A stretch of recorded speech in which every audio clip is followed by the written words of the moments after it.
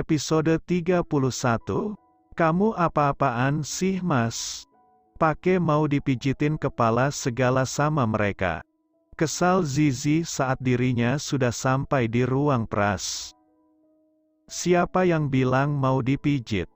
Orang dia yang nawarin kok. Zizi menghempaskan tubuhnya di atas kursi di depan meja kerja pras. Membuat Pras tersenyum sendiri melihat kecemburuan sang istri. Sayang, bukannya kamu yang mengatakan kalau aku harus jadi artis profesional, sekarang kenapa malah marah begitu? Tanya Pras sambil berdiri. Terus kenapa nanya-nanya gitu? Kalau macam-macam awas ya mas.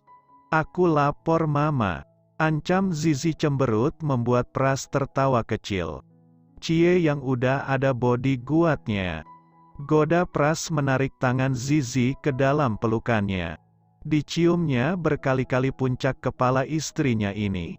Tidak akan ada yang bisa menggantikan posisi kamu sayang. Bujuk Pras, tapi Zizi makin cemberut. Pras mengusap kecil perut Zizi dan beralih ke benda kenyal yang masih tertutup rapi di dalam setelan kantornya ini. Mas. D asteris sah Zizi membuat Pras asteris bibir istrinya ini rakus. Nanti ada yang lihat seperti kemarin. Ucap Zizi. Pras mendudukkan Zizi di atas meja dan menekan remote control untuk mengunci ruangannya. Sekarang tidak akan ada yang lihat bukan? Lagi pula ruangan ini kedap suara sayang, jangan khawatir mereka tidak akan mendengarkan apapun di luar sana, ujarnya tersenyum mesum.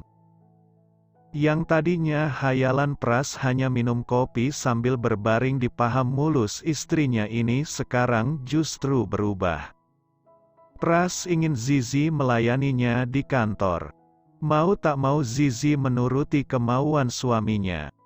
Mas. Jangan dibuat merah. Aku tidak bawa foundation untuk menutupinya. Ucap Zizi saat Pras mulai menjelajahi lehernya. Sayang, ini manis sekali. Racau Pras saat mulai merayap ke arah bawah membuat Zizi semakin kuat mendesah. Kita harus minta jadwal Pak Pras setiap harinya pada Zizi agar saat Pak Pras free kita bisa bertemu, setidaknya makan siang lah agar bisa lebih dekat. Ucap Ratih. Iya, aku setuju kalau Zizi tidak mau kita keluarkan dia dari persaingan ini. Lanjut Nita. Bagaimana menurutmu Vin? Tanya Ratih yang melihat Vina hanya bengong sendiri. Aku masih kecewa berarti. Andai saja tadi aku bisa pijit Pak Pras, pasti tanganku sudah dia cium, dan sekarang mungkin aku dan dia sedang. Sedang apa? Tanya Nita penasaran saat Vina tak meneruskan lagi ucapnya. Pokoknya sedang itu deh. Nggak bisa dibilang disensor untuk anak di bawah umur. Jawab Vina membuat Nita dan Ratih mencebik kesal. Mas, udah dong, jangan diganggu lagi. Tadi kan udah, Mas masih belum puas sayang. Mas ini yang pertama dan terakhir ya main di kantor, soalnya aku takut. Kenapa takut? Kita suami istri, bukan pasang selingkuh. Jawab Pras santai sambil tersenyum mencium tengkuk Zizi yang sedang merapikan pakaiannya setelah mandi. Aku tuh takut kalau ada yang ngintip sama curiga gitu, lagi pula ini jam kerja bukan jamnya mesra-mesraan. Sayang Mas nggak mau ya jadwal mesra-mesraannya diatur-atur. Kalau Mas mau ya langsung aja. Enak di kamu dong. Jawab Zizi sedikit kesal dengan permintaan sang suami. Mau jadi istri soleha nggak? Tanya Pras. Ya nggak gitu juga kali Mas. Harus ada waktunya. Dosa lo yang nolak keinginan suami, ucap Pras membuat Zizi terdiam. Bukannya nolak Mas, kalau di rumah mah ayo aja, ini di kantor cintaku. Jawab Zizi membuat Pras semakin gemas, bahkan Pras menggigit kecil pipi Zizi sehingga perempuan itu menjerit. Udah kamu maunya itu mulu. Aku keluar dulu. Kamu cek lagi berkas tadi, nanti aku kirim emailnya. Ucap Zizi mengecup pipi Pras sekilas lalu keluar. Pras duduk tersenyum di atas kursi kebesarannya. Tak pernah dia membayangkan kalau dia dan Zizi akan menjadi suami istri sungguhan. Dan sebentar lagi akan mengadakan resepsi yang pastinya akan diketahui orang banyak. Senyum bahagia terus mengembang di pipinya saat ini. Zi, bujuk Pak Bos makan-makan lagi dong Zi, kayak kemarin. Ujar Vina. Dalam rangka apa? Tanya Zizi. Ya, rangka buat kita semakin dekat sama Pak Bos lah. Jawab Vina jujur tapi disikut oleh Ratih. Bukan gitu Zi, kita itu kan bersaing sehat, jadi kita harus sama-sama melayani Pak Pras. Jawab Ratih membuat Zizi mengerutkan keningnya. Maksud Ratih gini Zi, kita kumpul tuh buat makan-makan terus, kita semua boleh melayani Pak Pras. Misalnya ambilin minum, sambal atau nasinya. Agar Pak Pras bisa memilih siapa yang cocok buat dirinya nanti, dan siapa yang dipilih oleh Pak Pras yang lain jangan marah. Sahut Nita. Zizi masih terdiam dengan pemikirannya.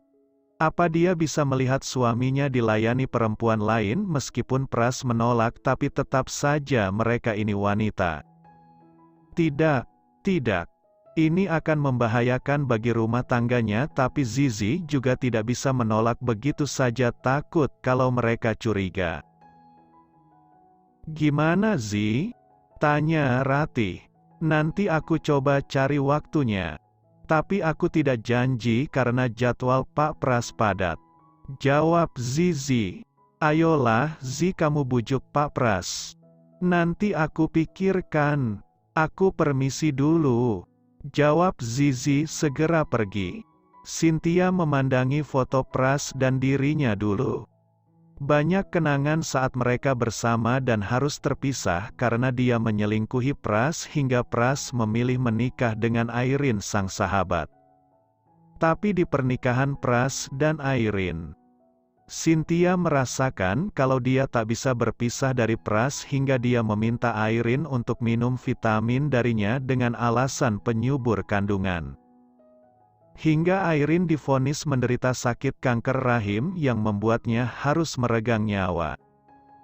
Hal ini hanya diketahui oleh Cynthia sendiri. Saat Airin meninggal, Cynthia merasa bersalah dan berusaha untuk menghilangkan rasa itu dengan keluar negeri sambil mempercantik diri.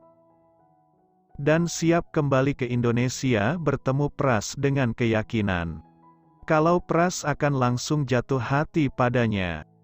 Tapi siapa sangka Pras justru jatuh dalam pesona sang sekretaris Zizi, membuat Cynthia tidak terima. Cynthia akan perlahan-lahan merebut Pras kembali. Tapi di luar pengetahuan Cynthia kalau Zizi begitu pintar. Zizi bisa menghadapi Sinta dengan ancaman-ancamannya. Aku akan buat kamu malu, sekretaris murahan. Aku akan sebarkan kalau kamu hanya seorang pelacur pemuas nafsu atasanmu. Gumamnya sambil mengepalkan tangan. Beberapa hari menghilang bukan berarti Cynthia berdiri-diri. Dia menjadi seorang detektif untuk membuat Zizi malu. Cynthia sudah mengambil beberapa foto Zizi keluar masuk apartemen Pras. Dan mengambil foto saat Pras dan Zizi berciuman di dalam mobil ini cukup menjadi bukti. Untuk membuat Zizi malu dan terpuruk nantinya, pikir Cynthia sambil tersenyum licik. Jangan aneh-aneh deh yang nanti Mas kegoda gimana? Tanya Pras. Berarti nggak cinta dong?